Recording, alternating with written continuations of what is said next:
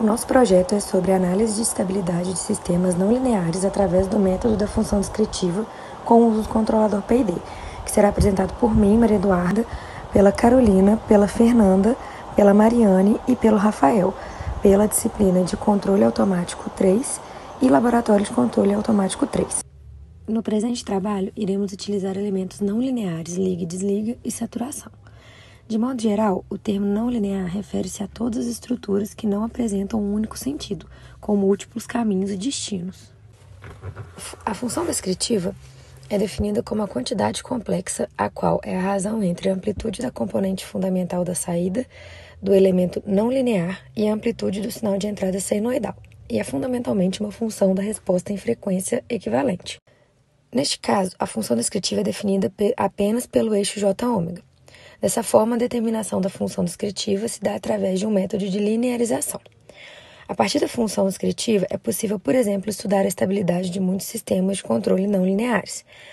Quando a componente harmônica fundamental da saída do elemento não linear é significativa, a estabilidade do sistema é prevista por uma análise de função descritiva. O controle proporcional é utilizado para minimizar a característica de oscilação do controle de liga e desliga. O controle PID vai um pouco além para reduzir erros e fornecer precisão e estabilidade em um processo. Ele faz isso usando a ação integral e ações derivativas. Métodos de identificação do sistema. A planta utilizada em questão é a mesma planta do Cefet, no caso a PD3 Smart. E foi utilizado no nosso trabalho apenas o método de identificação de Smith. Essa é a função obtida pelo método de identificação de Smith. Após obter essa função de GDS, foi utilizado uma função no MATLAB para obter uma aproximação da função de transferência, e no caso, nós optamos por ser uma função de terceira ordem. A seguir, nós temos dois gráficos, um gráfico de sistema de malha aberta e um sistema de malha fechada, e comparando esses dois gráficos, nós podemos perceber que o sistema de malha aberta ocorre uma estabilização, mas já para o sistema de malha fechada, podemos ver que ele é instável.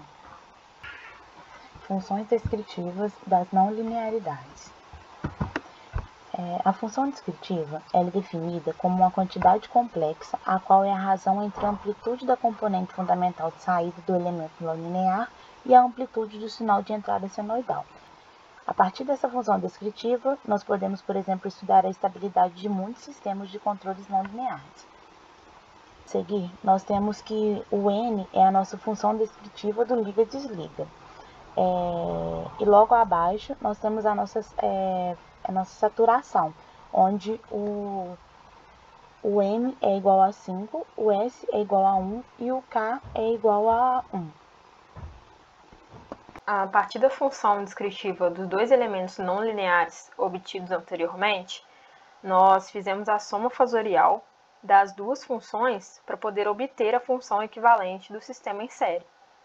No caso, a gente fez a soma dos elementos liga e desliga e saturação, e nós obtivemos que N1 mais N2 é igual a 2kx delta mais 4m sobre πx. E a gente fez algumas manipulações para poder facilitar na hora de fazer o código no MATLAB. Então a gente chamou o delta de alfa, raiz de 1 menos alfa ao quadrado, mais seno menos 1 de alfa, onde alfa era igual a S sobre x. Agora vamos falar sobre o teorema de Naix e análise do ciclo limite. Pelo teorema de Naix, conseguimos definir a estabilidade do sistema utilizando o ciclo limite do mesmo. No nosso trabalho, usamos a soma das funções descritivas tanto da saturação quanto do liga e desliga, sendo elas já definidas. Além disso, a função g de S é de terceira ordem. Para definirmos se o sistema é estável ou não, devemos observar os pontos geométricos de -1 sobre n e g de J-ômega, pois se não houver intercepção entre eles, o sistema é considerado estável. Caso contrário, o sistema é instável. Conseguimos observar também, por meio do gráfico, que a função -1 sobre n é envolta pela função de Naix, o que reforça a estabilidade do sistema. O ciclo limite é estável, e por meio do ponto de interseção conseguimos encontrar a frequência e amplitude do mesmo. Pelo gráfico, observamos que a frequência aproximada em radiano por segundo é menos 4,54 e a amplitude x é menos 0,1517. Fazendo a conversão de radiano por segundo para hertz, vemos que a frequência é menos 0,72. Nós vamos abordar sobre a topologia do controlador PID, utilizando os dois elementos não lineares. Como foi analisado anteriormente pelo critério de Nyquist, o nosso sistema em si ele é um sistema instável. Logo, foi preciso utilizar o controlador PID para obter uma resposta satisfatória ao sistema. Nós optamos por utilizar dois métodos, sendo eles os métodos de Cohen-Kuhn e Zeigarnik, para fazer uma comparação e alcançar uma resposta pré-especificada para o sistema em malha fechada. Para prosseguir com a prática, foi feito os cálculos das constantes P e D, utilizando os parâmetros da G de S, que foi obtida pelo método de identificação de Smith, onde o tau era 134, K 90,3 e L 3,5.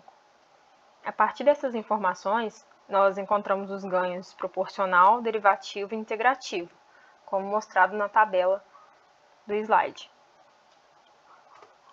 Passando para o Simulink, nós fizemos o diagrama de blocos, utilizando os elementos não lineares em série, com a função de aproximação de Smith. Foram utilizados também os controladores, com seus respectivos valores. Para representar o derivativo no plano S, nós utilizamos um filtro passa-baixa, como utilizado nas simulações feitas em aula, para poder reduzir as altas frequências no sistema. Foi utilizado também um atraso de transporte, configurando o tempo no time delay, com um tempo de 3,5, que é o valor do nosso L. Isso para poder reagir à entrada ao degrau. Para a simulação dos Zeigarnik, nós permanecemos com o mesmo diagrama de blocos e foi feita apenas a troca dos valores de Kp, Ki e Kd. Pessoal, em experimentos, eu vou falar um pouco sobre a resposta que a gente obteve aplicando alguns métodos. Nesse primeiro caso, a gente fez uma comparação da resposta do controlador PID ao degrau unitário. Na utilização dos métodos de sintonia de controlador PID, Cohen-Kuhn e Zeigarnik, percebe-se que ambas as respostas possuem características semelhantes. Nos dois casos, elas são marginalmente estáveis e se assemelham a um dente de serra, quando elas são submetidas a um degrau unitário como forma de excitação do sistema. No método de Cohen-Kuhn, que é esse vermelho, a resposta vermelha, percebe-se que a amplitude da curva se aproximou de 16, e já em Zeigarnik se aproximou de 17,5. Nesse caso, o sistema ele não se estabiliza e não converge para um dado valor. Ou seja, percebe-se também que a amplitude e a frequência da curva ela se conserva ao longo do tempo e que o valor médio dessa amplitude está diretamente relacionado à estabilização do sistema.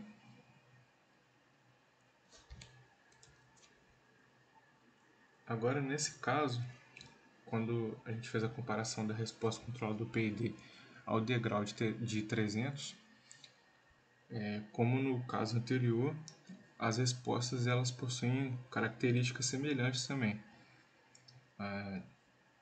São marginalmente estáveis e se assemelham a um dente de serra quando elas são submetidas ao degrau unitário como forma de excitação do sistema, e a amplitude da curva se manteve. Nesse caso, a gente tem que o tempo de subida da curva ele é de aproximadamente 400 segundos e tem um máximo sobresinal extremamente elevado em comparação com a resposta do sistema em regime permanente. Ainda que a resposta do sistema ela se manteve dentro de uma faixa de operação a partir de 600 segundos. Então, percebe-se que o sistema não se estabiliza também e não converge para um dado valor. Ainda que o valor médio dessa amplitude ele esteja diretamente relacionado com um caso de estabilização, né? E em ambos os casos também, a gente aplicou um tempo de simulação de 2.000 segundos. Tá? Na verdade, quando o controlador foi submetido ao degrau de 300, a gente utilizou um tempo de 2.000 segundos, e no caso anterior a gente fez um tempo de simulação de 100 segundos. Nesse caso da comparação da resposta do controlador PID ao degrau de 300 e ganho de 50, a gente percebe que o sistema se estabiliza e tem uma resposta super amortecida. E que o regime transitório ele dura em torno de 600 segundos. Mas o que a gente fez? A gente jogou alguns valores do ganho para poder tentar perceber essa questão da estabilização. Se para o ganho de 50 o sistema se estabilizou, consequentemente, menos 1 sobre n, ele passa a se encontrar dentro do envoltório e fora do envoltório naquela curva gerada de Nyquist. Na parte de conclusão, eu gostaria de ressaltar também a questão da resposta do sistema em malha aberta e malha fechada. Percebe-se que a resposta do sistema ao degrau unitário ela se estabiliza em aproximadamente 450. Lá naquela imagem onde se tem a aproximação de primeira ordem, obtida através do método de Smith, e que aquela resposta ela entra em regime permanente por volta de 800 segundos, quando o sistema é descrito em malha aberta. No caso de malha fechada, o sistema ele tem realimentação unitária negativa e a resposta é instável, e a sua amplitude se mantém aproximadamente em 15, se assemelhando também ao dente de Serra. Por meio dos resultados obtidos, pode-se concluir que o ciclo limite ele é válido para o sistema. Ou seja, quando a estabilização do sistema, percebe-se que ela depende diretamente do referencial proposto. E isso ficou claro para a gente quando se aplicou um degrau de 300 e o sistema manteve a resposta dentro de uma faixa de operação, em que aquela oscilação, em virtude da entrada do sistema, ela pode ser desprezada. Um outro fato é que em sistemas reais de controle, no caso, esse sistema que a gente pegou foi obtido através da planta SMART do Cefet, a gente deve se atentar às não linearidades do sistema, porque elas podem prejudicar de forma direta no controle do sistema, e à medida que você adiciona essas não linearidades, aquela amplitude da curva, quando ela entra em regime permanente, ela tende a aumentar.